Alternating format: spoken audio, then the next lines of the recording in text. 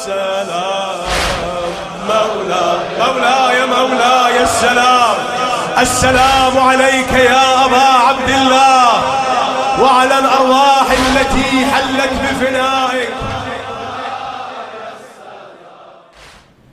یوں احساس ہوتا ہے کہ خدا متعال نے ہمیں جو ہدف دیے ہیں ان میں اگر ہم بالکل کلیئر ہوں کہ خدا متعال نے ہم سے کیا چاہا ہے تو پھر ہم بہت کنسنٹریٹڈ ایفرٹ کر پائیں گے. اچھا اگر وہ ہدف کلیئر نہ ہو کہ بھئی خدا متعال نے ہم سے کیا چاہا ہے تو ہمیں یہ نہیں سمجھ آئے گا کہ ہم نے کرنا کیا ہے، اور ہم ڈسٹرب ہوتے رہیں گے اور ہم اپنے راستے کو اس طریقے سے تیزی کے ساتھ طے نہیں کر پائیں گے. وقت نے تو گزرنا ہی گزرنا ہے، مثلا ہماری زندگی نے تو گزرنا ہی گزرنا ہے. اب اس وقت کا فائدہ آپ نے کیا نکالا، یہ بہت بڑا مسئلہ ہے. تو وہ اسی وقت ممکن ہو پائے گا کہ جب وہ ہدف کلیئر ہو. تو ہمیں سمجھ میں آتا ہے کہ جیسے خدا متعال نے دو طرح کے ہدف بیان کیے ہیں. کچھ خدا متعال نے ایسے اہداف بیان کیے ہیں جن کا تعلق عمل سے ہے، اور وہ خاص اعمال ہیں جو خدا متعال ہم سے چاہتا ہے. مثال کے طور پر وہ مشہور و معروف آیہ کریمہ جو میں اور آپ بچپن سے سنتے آ رہے ہیں، وَمَا خَلَقْتُ الْجِنَّ وَالْإِنسَ إِلَّا لِيَعْبُدُونَ. ہم نے جن و انس کو بس اس لیے خلق کیا کہ وہ ہماری بندگی کریں. اب یہ جو بندگی کا لفظ ہے یہ ہم اس کو عمل میں ترجمہ کرتے ہیں. یعنی مثال کے طور پر اگر اس کے ظاہری لفظ کو لے لیں تو یہ لفظ بنے گا عابد.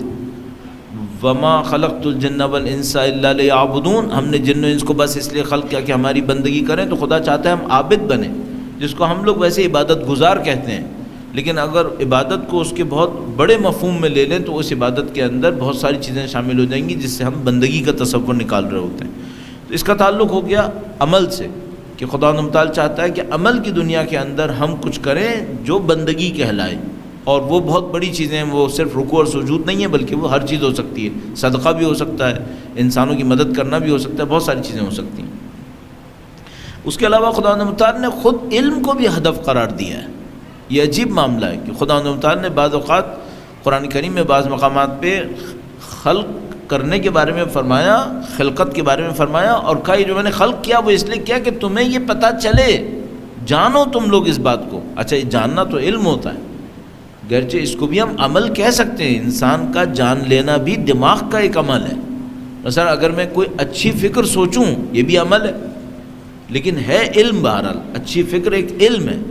تو خدا متعال نے کچھ چیزیں ایسی کہی ہیں ہم سے کہ جن کا تعلق محض علم عمل سے ہے، ہمارے سامنے ظاہر ہونے والا عبودیت، بندگی، عبادت کرو.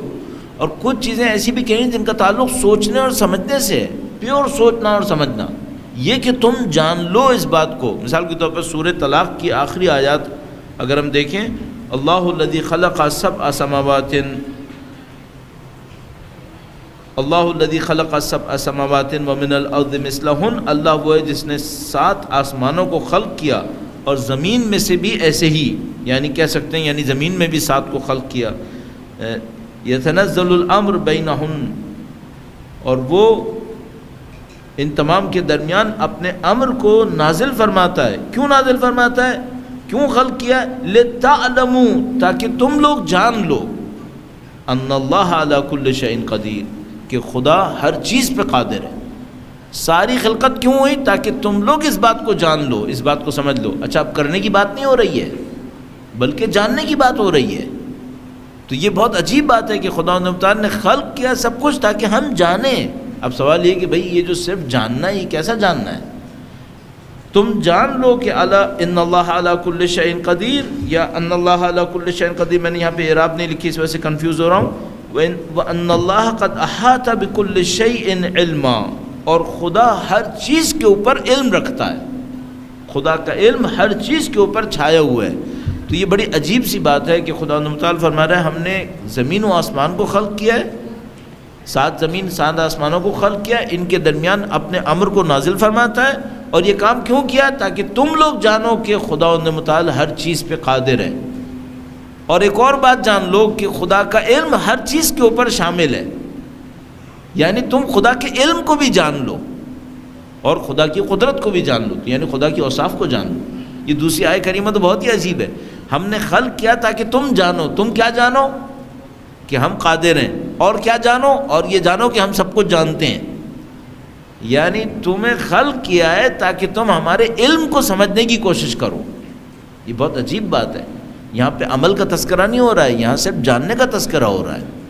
تو اس کا مطلب ہے خداوند تعالیٰ دو طرح سے ہمیں چاہتا ہے کہ ہم محنت کریں. ایک ہم محنت کریں اپنی بندگی اور عبودیت کے اوپر عمل کے ذریعے سے، اور ایک ہم اپنے وجود کے اوپر محنت کریں علم کے ذریعے سے. یہ بڑی عجیب بات ہو جائے گی یہاں پہ. اس کا مطلب ہے یہ علم بھی ہمیں کچھ دے گا، یہ علم ہمارے وجود کے اندر کچھ دے گا. اچھا وہ چاہے عمل ہو چاہے علم ہو، دونوں کا اثر کہاں پر ہے؟ اس کے اوپر تھوڑی سی دیر کے لیے گفتگو کرتے ہیں. پچھلی دفعہ ہم نے اس کے اوپر بات کی تھی، اگر آپ کے ذہن میں ہو تو ہم نے اس کے اوپر بات کی تھی کہ جو ہمارا پروسیسنگ یونٹ ہے وہی ہمارا اسٹوریج بھی ہے، وہیں پہ اسٹور ہوتا ہے، وہی پروسیس کرتا ہے.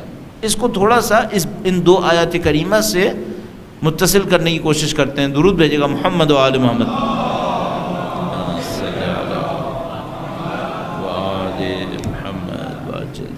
ان دو آیات کریمہ کے نتیجے میں ہم کہہ سکتے ہیں ایک بات، وہ یہ کہ خدا چاہتا ہے کہ ہم عابد بھی ہوں، چونکہ وما خلقت الجن والانس الا لیعبدون.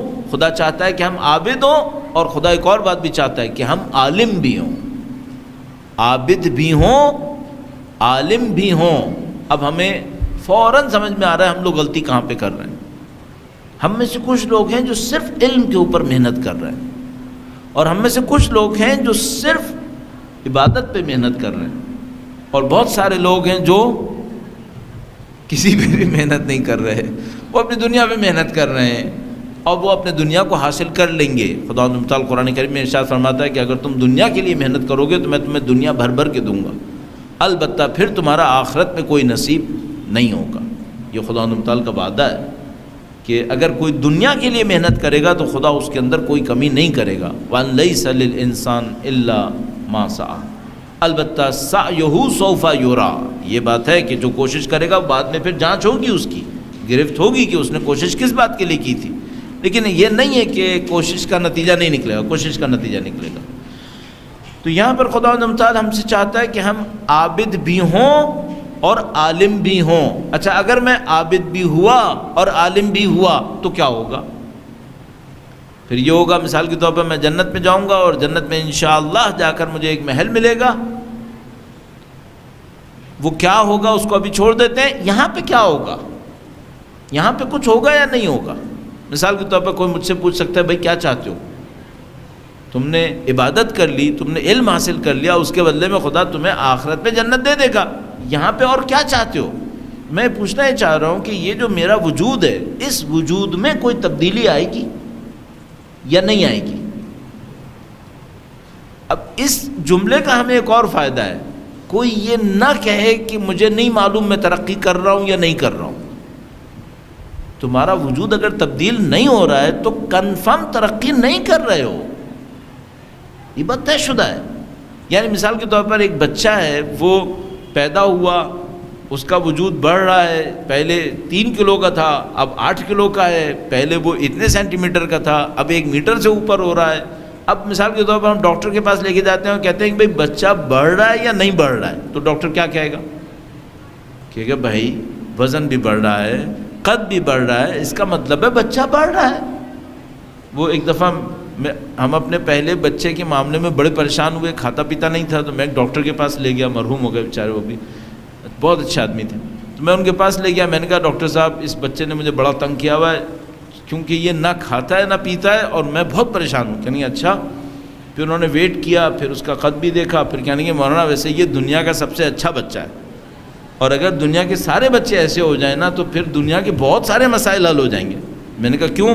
کہنے کہ دیکھیے نہ یہ کھاتا ہے نہ یہ پیتا ہے، اور وزن بھی صحیح بڑھ رہا ہے اور قد بھی صحیح ہے، تو اگر دنیا کے سارے بچے ایسے ہو جائیں تو خوراک کا تو معاملہ ہی ختم ہو جائے گا. پھر اگر نہیں کھاتا ہے نہیں پیتا ہے تو پھر یہ بڑھ کیسے رہا ہے یہاں پر؟ اس کا مطلب ہے کہ آپ اپنے ذہن میں کچھ اور سوچ رہے ہیں. اب ایک مسئلہ ہے وہ یہ کہ بھئی اگر میں عابد بھی ہوں اور میں عالم بھی ہوں تو وجود میں کچھ ہوگا یا نہیں ہوگا؟ ہوگا. اور اگر نہیں ہو رہا اس کا مطلب ہے کوئی گڑبڑ ہے. اس کا مطلب ہے نہ میں عالم ہوں نہ میں ڈھنگ کا عابد ہوں.